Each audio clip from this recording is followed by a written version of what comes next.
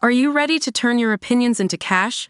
Join the Surveyo community today and start earning money by completing our paid surveys. Joining is easy. Just click the link in the video description to sign up and become part of our growing community. Ruthless militant group Hamas has lost half its members since it began its assault on Israel and murdered 1,200 civilians on October 7. The terrorist organization has reportedly been left with no choice but to rely on hit-and-run insurgent tactics to fend off Israeli forces. Hamas, which rules the densely populated enclave of Gaza, has been reduced to between 9,000 and 12,000 fighters, according to 3 senior U.S. officials familiar with battlefield developments. The group was estimated to have had 20,000 to 25,000 members before it launched its unprecedented attack on Israel last year. Israel has meanwhile lost about 300 troops in the war, it claims. Hamas militants are now largely relying on ambushes and improvised bombs to hit Israeli targets instead of engaging in sustained battles with Israeli forces, an official told Reuters. The shift in tactics comes as Israel's military closes in on Rafah, a city in the south of Gaza near the border of Egypt, where Israel says Hamas militants have been hiding. Terrorists are believed by Israel to be trying to conceal themselves among civilians, seeking shelter in places such as schools.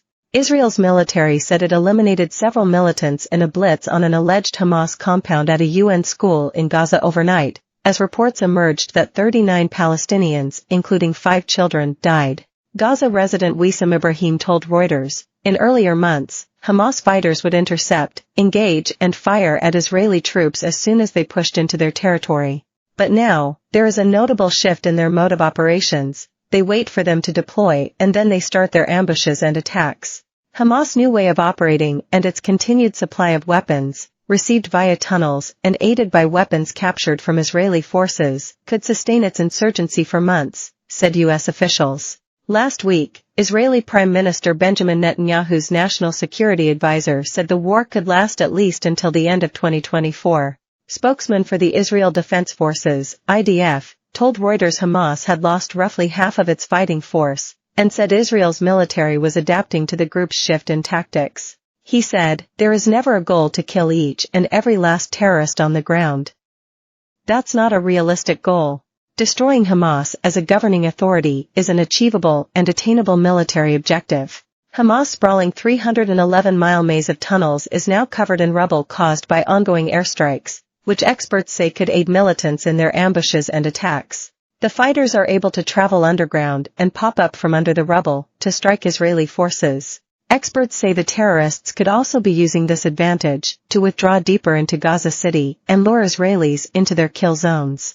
But Hamas has employed sinister tactics since the beginning of the war, according to Israel, even using recordings of children screaming "Save me!" to con IDF troops into death traps. By Jessica Baker. Hamas fighters are said to be avoiding sustained battles with Israeli forces as they close in on Rafah, instead relying on improvised bombs and ambushes to hit targets. Israel claimed in December that Hamas was using recordings of children screaming to lure its troops into death traps. In acts described as psychological warfare against Israeli soldiers, Israeli spokesman Avi Hyman said Hamas terrorists set up scenarios which would make Israeli troops think they had come across hostages. They rigged buildings with devices which played sounds of children screaming, enticing soldiers to enter, then ambushed them, he said. Israel's military claimed terrorists had stuffed bombs into children's backpacks and attached explosives to dead bodies so anyone who attempted to move those killed would be injured. And rubble caused by ongoing airstrikes in the Gaza Strip was said by experts to have provided Hamas with a cover to hide its militants, snipers, and explosives. The group's 311-mile maze of tunnels allows them to cover vast amounts of ground and come up under rubble to attack, the experts said. Former U.S. Army Colonel Joe Buccino said Hamas was using the method to weaken the Israeli army's advantages with its superior technology. He said, "The IDF leadership understands that engaging in combat within densely populated urban areas and venturing underground will strip the Israeli military